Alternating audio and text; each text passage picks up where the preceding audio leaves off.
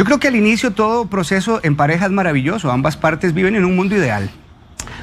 Ese enamoramiento lleva a olvidar defectos del otro, lleva a olvidar diferencias de la otra persona, pero conforme la etapa de enamoramiento pasa, se va dejando atrás ese mundo ideal y se enfrenta a un mundo real, y esa es una de las etapas que algunos llaman la etapa del reajuste.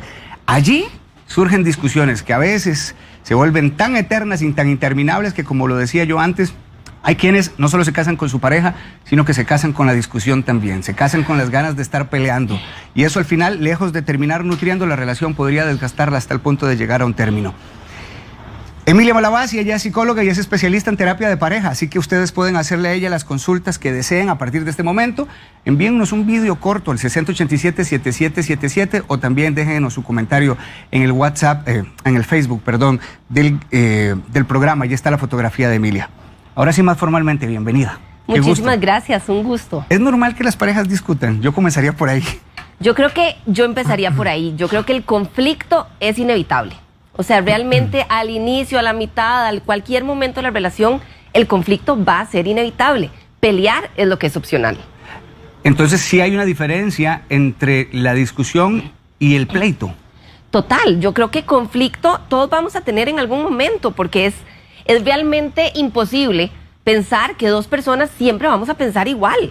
Somos dos personas con dos historias diferentes, con gustos distintos, y van a existir momentos en donde no estemos de acuerdo. Lo que pasa es que esto no significa que cada vez que nosotros tengamos un conflicto, tenemos automáticamente que llegar a pelear. Porque el problema está ahí. El problema está en cuando nosotros peleamos. Emilia, hay un escritor que a mí me gusta mucho, sigo mucho, psiquiatra, de hecho, especialista en pareja, se llama Augusto Cury, él es de Brasil, y ha tratado este tipo de temas. Y una vez dijo una frase en un libro que a mí me gustó muchísimo, que decía: toda pareja es ideal hasta que vive bajo el mismo techo. Y cuando yo estaba viendo esta entrevista, también pensaba en esto que decía Augusto, porque quería preguntarte cuánto puede llevar esta convivencia a acabar con ese idealismo de pareja. Y lo que hablaba ahora Randall, ¿no? Comenzamos ya a conocer otras cosas y por ende vienen los roces. ¿Cuándo esta convivencia puede convertirse en un enemigo de la pareja? Yo creo que la convivencia o incluso la vida en pareja, aunque no vivamos bajo el mismo techo, se va a convertir en un enemigo cuando nosotros no entendemos qué es lo que nos detona y qué es lo que nos pasa. Porque realmente desde las cosas más sencillitas como dejamos la taza para arriba, detona algo que nosotros no entendemos, porque el problema está ahí y entonces peleamos por la taza. Y muchas veces nosotros decimos, ¿pero por qué? Si es nada más la taza y es algo chiquitito que lleva algo más grande. Pero el problema es que la taza es como que le pone play a un baile. Y no sé si has visto, pero las parejas tenemos una característica y es que nuestra manera de pelear es casi que predecible. Siempre está quien habla más, quien se queda más callado, quien prefiere acumular. Y hasta a veces como que dan por sentado ya el que gana normalmente la discusión. Pareciera como que hay una lucha de poder en esto que usted está diciendo, que ya sabemos que normalmente quien va a ganar es ella o quien va a ganar es él. Bueno, o no sé si realmente se siente como que gana, porque yo creo que el que habla más, no necesariamente cuando el otro se queda callado y se echa para atrás, siente que ganó. Porque muchas veces más bien lo que siente en esos momentos es, de yo no le importo. Ya ni caso me hace, ya ni me vuelve a ver, ni atención me pone. Entonces realmente yo no estoy tan segura que eso sea una cuestión de ganar. Lo que sí te puedo asegurar es que es una cuestión que cada vez que ponemos play a estas dinámicas, nos vamos sintiendo más lejos. La no convivencia o el no vivir bajo el mismo techo, para seguir con esta idea, ¿podría disminuir la cantidad de discusiones? Yo creo que la cantidad de posibilidades de conflicto, pues sí, porque cuando nosotros nos tenemos que lavar los dientes, tenemos que ir al baño, pues aumentamos las posibilidades. El problema no está en esos momentos, el problema está en cuando nosotros le vamos poniendo play a estos bailes y no entendemos por qué. Que yo creo que esa es la parte más importante, como abrirnos a la posibilidad de ir un poquitito más allá de qué es lo que pasa en estos momentos. ¿Por qué? Y te explico. Nosotros como ser humano estamos alambrados para conectar. Somos de hecho el único ser vivo que no puede nacer y sobrevivir solito. Necesitamos de alguien más para poder sobrevivir. Y esto es lo que nosotros conocemos como apego, que es esta necesidad y esta estrategia instintiva para poder sobrevivir. Conforme nosotros crecemos, sí, cuando nacemos, nuestras figuras de apego son nuestros papás, son nuestros cuidadores, pero está comprobado que cuando crecemos, en una relación de pareja romántica se van formando también estos vínculos de apego. ¿Y qué es lo que pasa? Que cuando nosotros sentimos desconexión, protestamos. Y protestamos igual que un bebé que protesta llorando, nosotros a nivel de pareja protestamos a la desconexión, ya no llorando, pero protestamos de diferentes formas. Y entonces aquí es donde podemos tener espacio para ponerle play al pelear, ¿ok?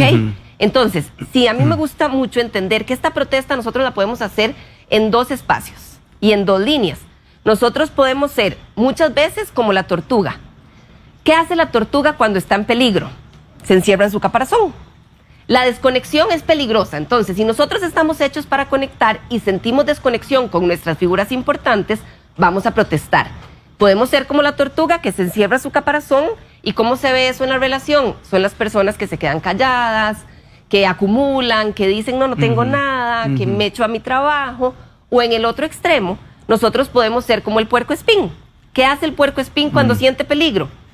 Tira sus espinas. Cada uno está diciendo ahorita qué figura de esas ¿Cuál de los dos es? Claro. Y nosotros, a ver, hay quienes decimos, bueno, no, yo soy definitivamente como el puercoespín, que siempre busco soluciones y ocupamos hablar.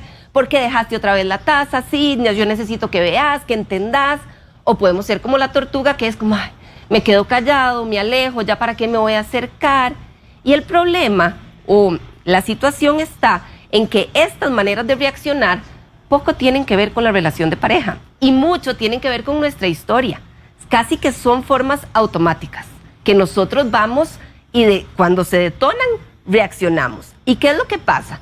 Que mi forma automática más la forma automática de mi pareja se empiezan a sumar y entonces cuando la tortuga siente, o esta persona que tiende a ser más como la tortuga, que lo están criticando, se mete en su caparazón. Y cuando el puercoespín dice, esta persona está ahí adentro, que para mí es tan importante y estoy perdiendo la conexión, ocupo ver cómo lo saco. Y tiro espinas. Y entre más tiro espinas, ¿qué hace la tortuga? Más se esconde. Y entre más se esconde, más ocupo tirar espinas. Y ahí es donde las parejas nos encerramos en ciclos y en bailes para pelear. Sí, popularmente se dice, Emilia, y no sé si vos lo has escuchado, que las parejas que más discuten tienden a ser las más duraderas, tienden a ser las más fuertes, porque normalmente liman sus asperezas a través de la discusión. ¿Esto es cierto? Bueno, yo creo que las parejas que más discuten son las que menos acumulan momentos de desconexión. Es decir, ante la desconexión protestamos en voz alta. Entonces es más fácil no acumular por muchísimo tiempo el estar desconectados.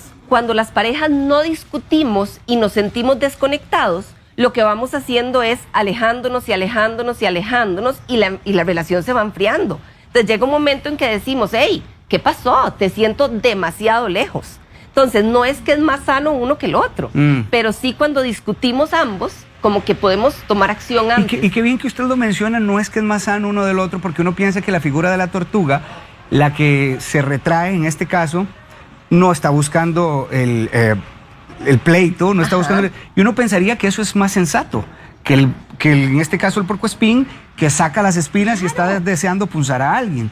Pero entonces, ¿cómo se mantiene el equilibrio en lo correcto? ¿Sabes qué es lo que pasa? Que a veces cuando te quedas callado, la sensación de este lado es, yo no le importo, todo es más importante menos yo. Y entonces, eso es horrible, porque yo necesito sentirme importante para mi pareja. Entonces, realmente sí, se evita el conflicto, pero no necesariamente vamos a retomar la conexión. Y aquí el punto está en eso. Lo que nosotros necesitamos, más que evitar el conflicto o evitar pues, los pleitos, es proteger la conexión. Para que nosotros nos podamos mantener cerca, podamos sentir que sabemos que ahí estamos el uno para el otro. Usted es especialista en temas de pareja. ¿Cuál para usted, de acuerdo con su experiencia, es el principal tema de discusión en las parejas? Yo creo que los problemas de comunicación es más que el principal tema de discusión, es el principal resultado de la desconexión. Entonces, cuando nos sentimos desconectados... Explicarnos eso de desconexión, que creo que va a ser importante y es importante ahorita en la poder entenderlo. Imagínate, ahora con todo esto de la pandemia, yo creo que todos nos hemos hecho expertos en videollamadas y en Zoom y en poder conectarnos a reuniones de esta manera.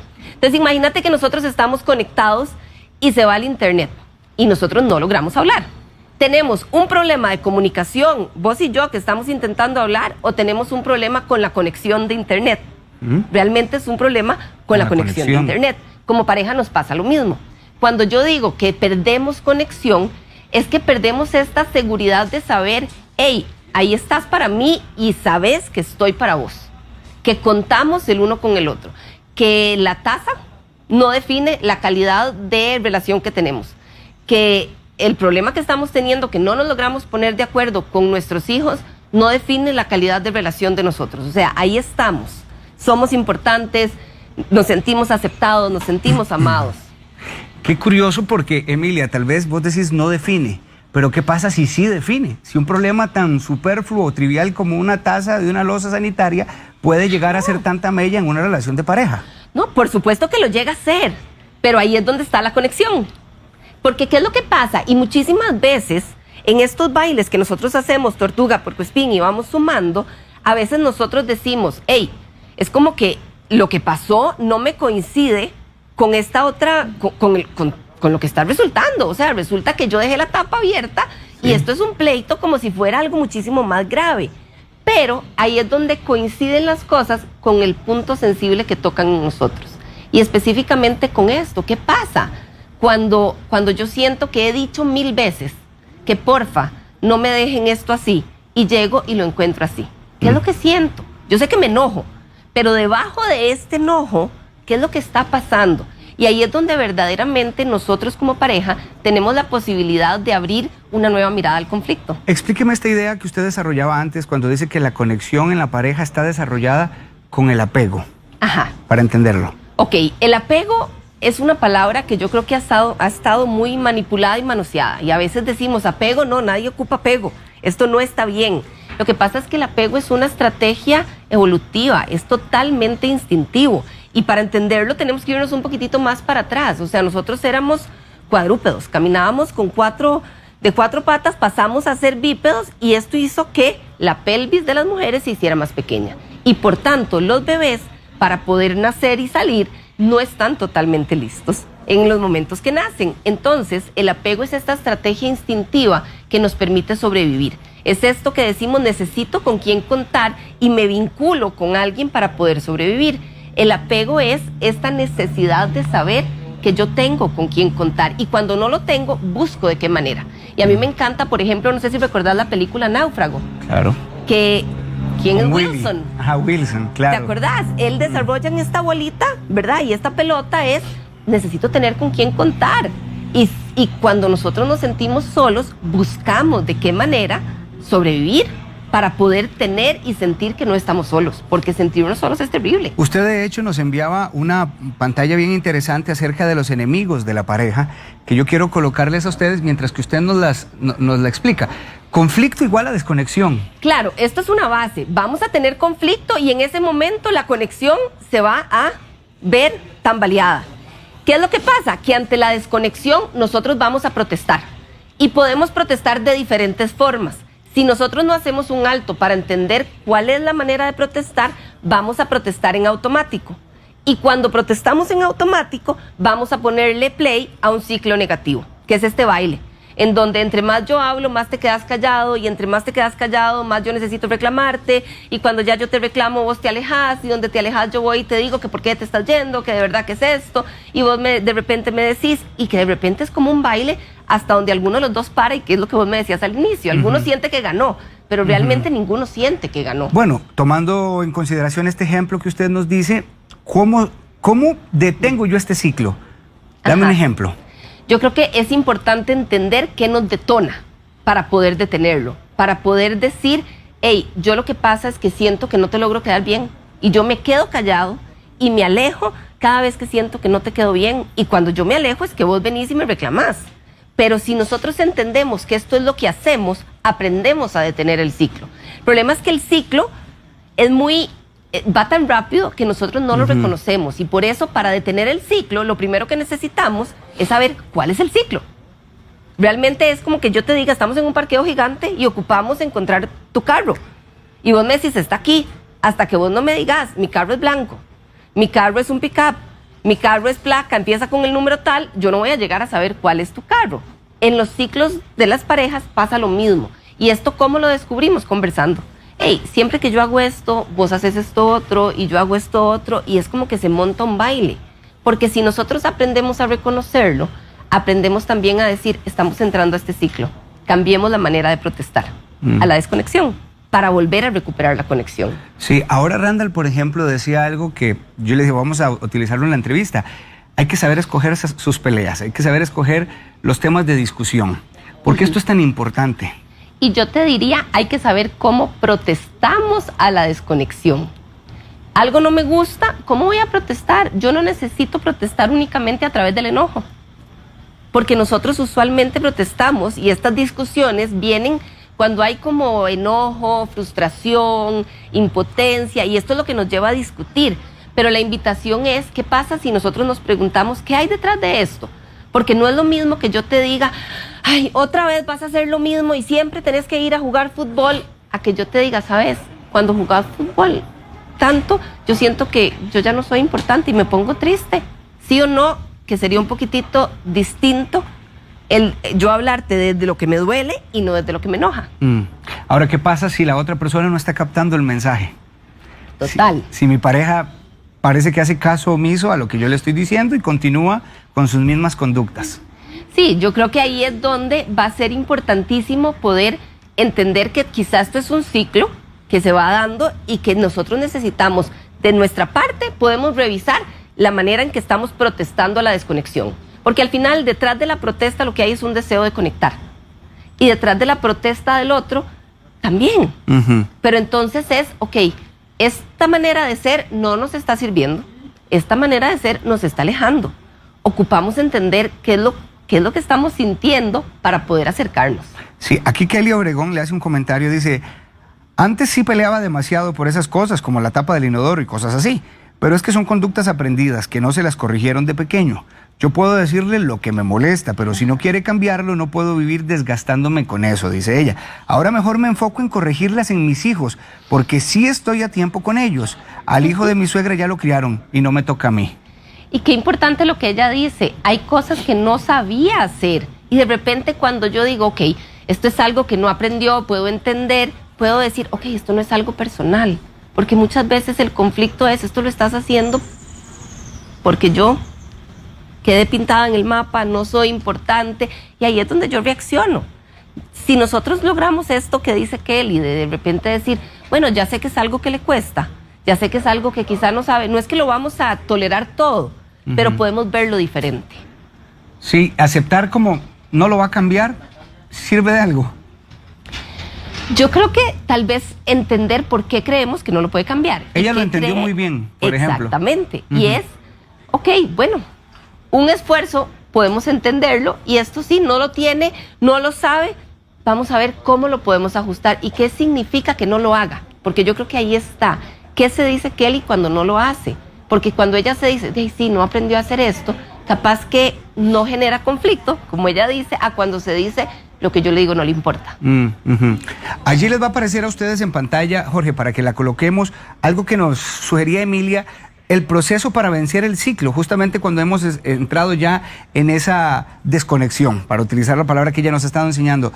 Explícame esto, lo que pasó fue el ciclo. Nosotros lo primero que necesitamos es entender, ok, lo que acaba de pasar fue este ciclo, fue este baile completo, para luego poder ir avanzando a, hey, estamos a la mitad de esto y podemos detenerlo a la mitad. Y poco a poco podemos decir, esto está a punto de empezar, paremos, hasta que llega un momento que nosotros decimos, aquí viene este baile, mejor no lo iniciemos. Mejor no voy a protestar de la manera que yo sé que te detona a vos, sino que voy a protestar diferente para poder aliviar el conflicto, pero no llevarnos a pelear. ¿Qué consejos le daría usted a las personas para mejorar su conexión, su comunicación?